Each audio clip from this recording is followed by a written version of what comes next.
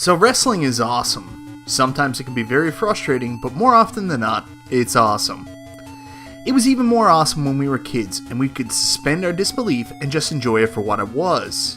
Superheroes draped in spandex and robes that would battle for championships that seemed like the most important thing in the world at that time. As a kid, I loved it so very much, and wanted nothing more than to live out that experience.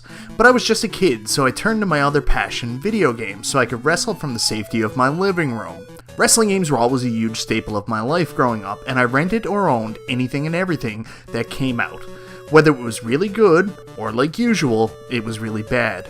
But it didn't matter because I was wrestling, damn it, and if a friend was over, it was a perfect multiplayer experience. There are so many wrestling games from that time period that offer all kinds of nostalgic experiences from good to bad, and I decided a champion needed to be crowned in the 2D wrestling game world. I'm MichaelBtheGameGenie, and today I'll be sharing my top 10 2D wrestling games.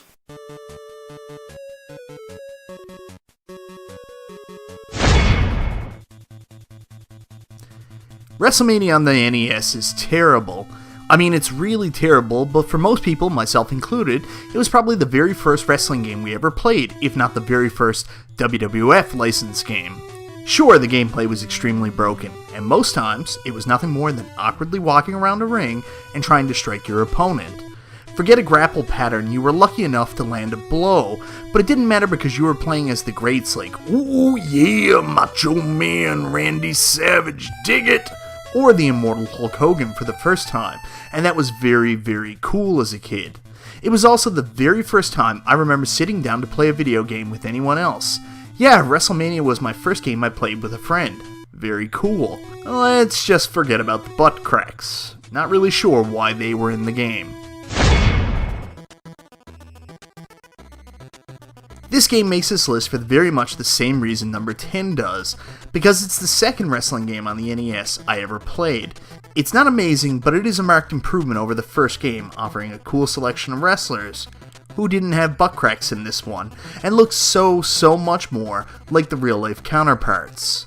The biggest improvement by far was your surroundings, as the ring looked like an actual ring this time, and you could see the immenseness of the stadium. The combat was much better, and you could lock up and slam your opponent. Whoa, right out of the ring. I was a big fan of this game when it came out, and had a ton of fun playing this with friends, but I am still admittedly terrible at it.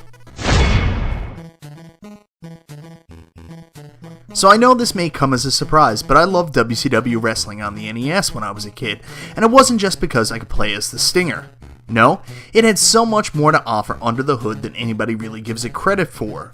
First of all was it did a great job in the intro explaining the wrestlers. I mean, I knew who some of them were from watching some WCW, although in Canada we didn't have TBS yet, where I was, so it was limited knowledge, and this intro filled in the rest, especially identifying the wrestlers' specialty finishing moves. Heck yeah, special moves in an NES game. Didn't see that in a WWF release at this point, although some of them were very wrong. The next part I really enjoyed was the customization, as you could select what moves to do out of grapples for your characters. If I could, I would set them all to the Brain Buster. Awesome game and doesn't get the credit it deserves, in my opinion.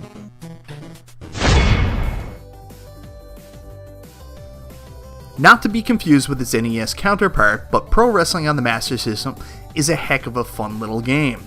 I love the art style in the game and find each of the characters to be so detailed and have hilarious animations in their face when doing or taking a move that really sells this for me. Is it the most detailed and true wrestling simulation game?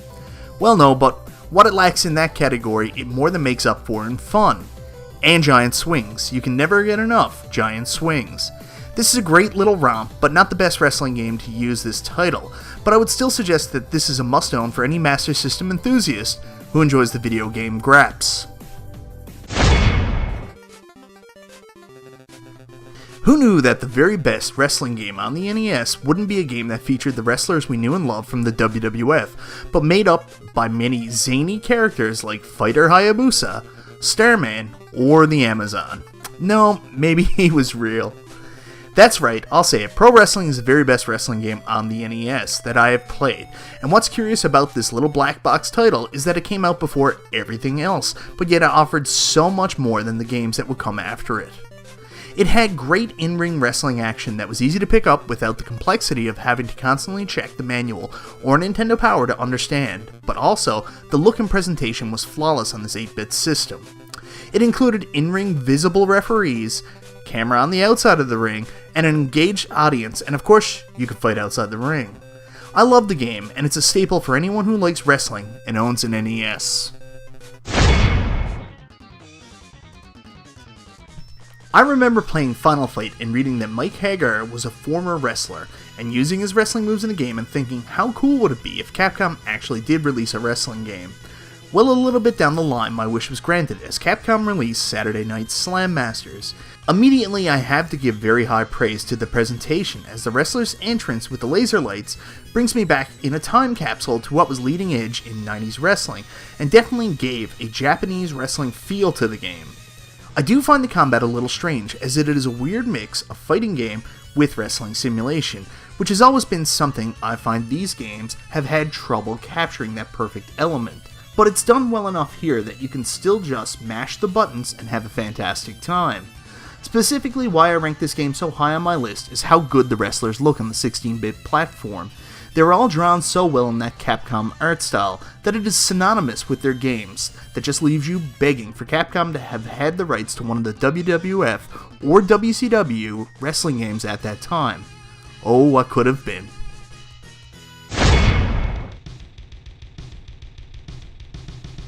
And this one is probably a shocker to most, and it is higher on most people's lists, but let me explain.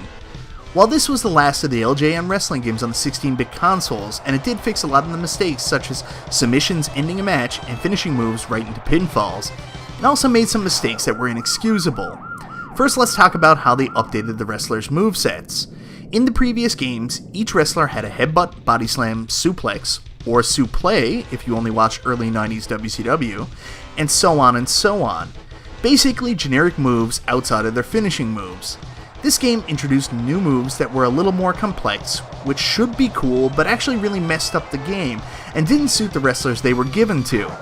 Most of my attacks would result in hitting the ropes, and I found this more frustrating than fun. Second was the roster. It wasn't good. There were some cool additions like the 1-2-3 Kid, Diesel, and Owen Hart of course, but in a game with only 12 wrestlers, Doink and Luna felt like a waste. Sure, I am all for the women's movement in wrestling, but there wasn't any other females for her to compete against, and she was just getting beat up by men most of the time. What kind of message were we sending here? Doink? Well, if they had kept Evil Doink, which is one of my favorite gimmicks of all time, I would have been all for it. But Good Doink was really lame. Well, at least his whoopee cushion finish was unique. Well, at least you could play as the King of Hearts Owen Hart, but his finish was the sharpshooter. You know, the same as Brett's?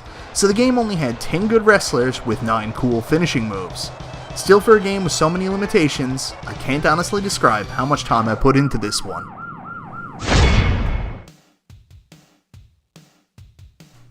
So this game single-handedly restored my faith in owning a SEGA CD. It's probably no surprise to those who have watched my channel before, but I was a huge fan of this style of wrestling game. My only issue with it was that I always felt they left wrestlers out and the roster should have been bigger, but thanks to the massive storage power of compact discs, the roster jumped from 12 wrestlers all the way to 20. 20 wrestlers, sign me up. The big hook, of course, was the inclusion of the steel cage match.